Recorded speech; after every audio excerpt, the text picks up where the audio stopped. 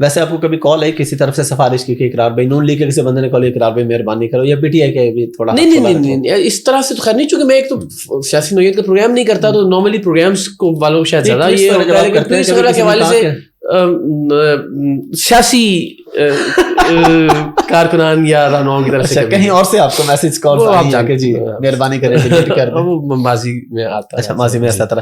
اچھا اب ویسے آپ ذاتی طور پہ, لیکن ہم باز نہیں آئے, یہ میں آپ کو بڑی دیانتداری سے, اور آپ شاہد ہیں اس بات. جی جی میں نے تو خود دیکھے, لیکن کچھ چیزیں پبلک میں نہیں. جی اچھا نواز شریف اور عمران خان ذاتی طور پہ آپ کس کو پسند کرتے ہیں؟ میں سمجھتا ہوں دونوں کے اپنے اپنے شارٹ فالز ہیں, دونوں کے اپنے, یعنی آپ دیکھیے بہت دیانتداری سے, میں 2013 میں اب آپ کو چلے پورا سفر بیان کرتا ہوں, یہ آپ کیا ٹھیک ہے. 2013 میں ایک یوتھیا تھا, اچھا ٹھیک ہے نا, مجھ سے اگر پوچھتے تو میرا اس وقت تھا کہ بھائی زرداری نون لیگ زرداری خان صاحب جیسی کوئی تبدیلی آنی چاہیے, تب تک ہم نہیں جانتے تھے نا. تو میں نے اس وقت, مجھے یاد ہے میں الیکشن ٹرانسمیشن میں بیٹھا ہوا تھا اور میں اپنے فیس بک پہ پوسٹ کر رہا تھا لازم ہے کہ ہم بھی دیکھیں گے وہ دن کے جس کا وعدہ ہے, اور دل میں یہی تھا کہ لوگ نکلیں اور خان صاحب کو آئی ہوپ ووٹ دیں اور ایک تبدیلی دیکھیں, لیٹس سی کہ پھر خان صاحب کیا کرتے ہیں. 2013 کی حد تک معاملہ یہ تھا. پھر ظاہر شعور نے سفر طے کرنا شروع کیا, معلومات نے سفر طے کرنا شروع کیا, خان صاحب کا اسٹیبلشمنٹ کے ساتھ جو گٹھ جوڑ تھا وہ چیزیں سامنے آنا شروع ہوئی. ظاہر ہے نارمل جو عام انسان تھے ان سے اس وقت تک, اب تو سوشل میڈیا پہ سبھی کو تقریباً ایک ہی جتنی معلومات ہیں, اس وقت تک معاملہ تھوڑا مختلف تھا 2018 سے پہلے. تو وہ ایک ایسی صورتحال پیدا ہو گئی کہ مجھے لگا کہ نہیں, اگر خان صاحب اسی راستے کے مسافر ہیں کہ انہوں نے کسی کے کندھوں پر بیٹھ کر ہی آنا ہے حکومت میں, تو پھر نہیں, پھر مطلب کہ سارے ایک جیسے ہی ہیں.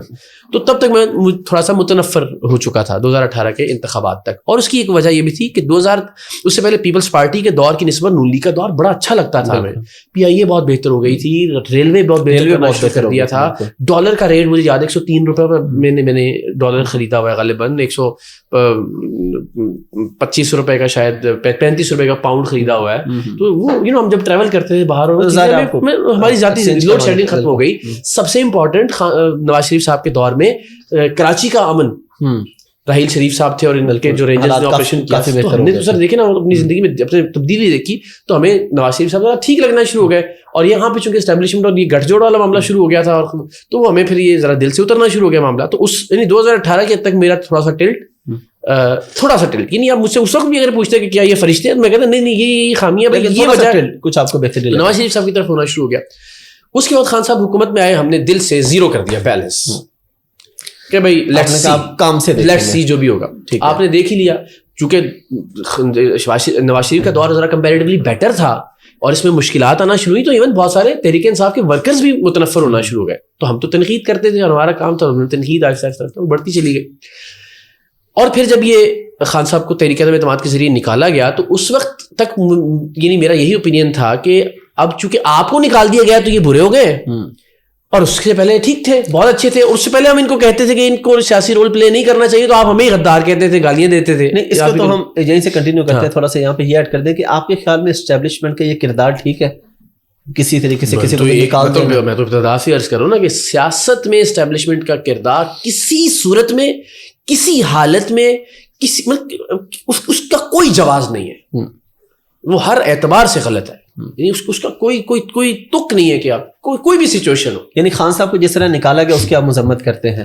خان صاحب کو جس طرح نکالا گیا, میں اس کے دو طریقے ہیں. ظاہر ہے اس کے اندر جو سیاسی پہلو تھے وہ تو ٹھیک ہے, اس سے آپ کس طرح سے انکار کر سکتے ہیں کہ اگر پولیٹیکل پارٹیز نے ایک دوسرے کے ساتھ کوئی معاملہ کیا اور بیٹھے, اور وہ ایک طریقہ پولیٹیکل تھا, لیکن ہم سب جانتے ہیں کہ اس کے پیچھے کون سی قوت ہے. اگرچہ یہ بھی جانتے ہیں کہ انہوں نے بھرپور ساتھ نہیں دیا تحریک عدم اعتماد کا, لیکن یہ بھی میں سمجھتا ہوں کہ ساتھ دینے کے مترادف ہی تھا کہ ان کا ہاتھ تھا خان صاحب کے اوپر اور انہوں نے ہاتھ اٹھا لیا. تو اب یہ قابل مذمت بات ہے بھی ہے, اور اس اعتبار سے کہ وہ اس وقت تک جب ان کے سر پہ ہاتھ تھا تو وہ بھی قابل مذمت بات تھی. تو دونوں میرا خیال ہے ایکولی قابل مذمت بات ہے. لیکن جب نواز شریف صاحب کو نااہل کیا گیا اس وقت آپ نے کچھ خاموشی اختیار کی. جی ہاں, یہ میں ہمیشہ کہتا ہوں کہ مجھے لگتا ہے کہ وہ میرا کمزوری کا وقت تھا. جس وقت بھی اسٹیبلشمنٹ کے کردار کی وجہ سے سیاسی رہنماؤں کو نااہل کیا گیا, جیل میں ڈالا گیا, پھانسیاں لگائی گئیں, اب جو کچھ خان صاحب کے خلاف ہوا, تو مجھے وہ یہ لگتا ہے کہ وہ قابل مذمت ہے. ہاں کبھی میں نہیں بول سکا تو وہ اس وقت ایک ماحول وہ 5th جنریشن وار کے نام پہ ایک ایسا بنا دیا گیا تھا کہ آپ اگر کسی کے حق میں بات کرتے ہو تو وہ غداری کا وہ فوراً جو ہے نا وہ آپ کو ڈر ہوتا تھا. اور پھر میں نے کہا نا میں مصلحت کا شکار تھا ایک عرصہ پہلے تک, تو میں سوچ کے بات کرتا تھا کہ اچھا میں یہ کروں گا تو یار جو تحریک انصاف والے سارے اور جتنے بھی پاک فوج زندہ باد والے وہ جو 5th جنریشن وہ تو یہ معاملہ خراب ہو جائے گا, اس پہ تو بڑے احتیاط کرنے کی ضرورت ہے. تو میں بالکل, لیکن میں نے کم سے کم یہ جرم نہیں کیا کہ میں نے ان تمام غیر آئینی اقدامات کو جسٹیفائی کیا ہو کبھی. ٹھیک ہے, آپ نے خاموشی, میں کم سے کم میں یہ کہتا ہوں ایمان کی کمزور ترین حالت میں تھا کہ میں خاموش اختیار کر, میں نے اس کی حمایت کبھی نہیں کی, یہ میں آپ کو گارنٹی کرتا ہوں. اور یہ ریکارڈ میں موجود ہے, آپ نکال لیں, کوئی ٹویٹ نکال لیں, کوئی میرے پروگرام کا کسی کا جملہ نکال لیں, کسی ٹرانسمیشن میں بیٹھے ہوئے میری کوئی گفتگو نکال لیں کہ یار یہ آپ کا جملہ آپ کے اس دعوے کی نفی کر رہا ہے. یہ کبھی نہیں ہوا کہ میں نے کسی بھی غیر آئینی اقدام کی, جو کہ میں سمجھتا ہوں کہ نون لیگ کے خلاف بھی ہوئے, جو میں سمجھتا ہوں پیپلز پارٹی کے خلاف بھی ہوئے, جو میں سمجھتا ہوں خان صاحب کے خلاف بھی ہوئے اور ہو رہے ہیں, میں نے ان کی کبھی حمایت نہیں کی.